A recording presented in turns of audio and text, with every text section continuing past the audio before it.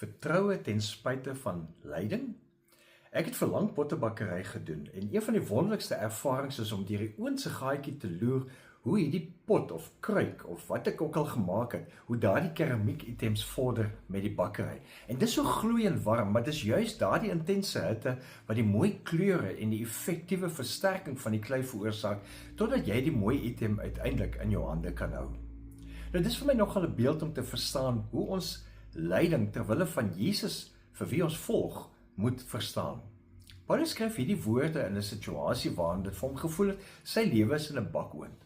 Hy het nie beheer oor sy omstandighede gehad nie, maar hy kon kies hoe hy sy vertroue gaan hanteer in die tyd van swaar kry en van lyding. Ons lees in 2 Timoteus 1 vers 12.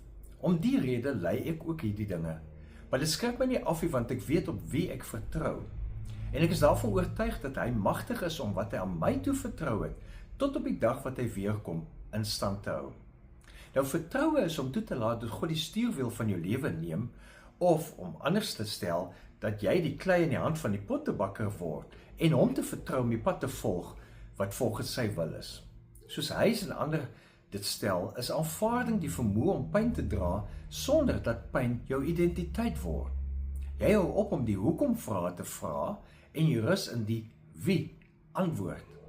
Wanneer vrees of bekommernis of ervaring van verlies jou seermaak, sit eenvoudig jou hand op jou hart en fluister vir jouself en vir God, ek weet in wie ek glo. En dan doen jy net een klein ding wat jou waardes weerspieël, soos om te wys dat jy vertroue het. Stuur jy 'n boodskap van hoop aan iemand, of jy bid vir iemand, of jy help vir iemand.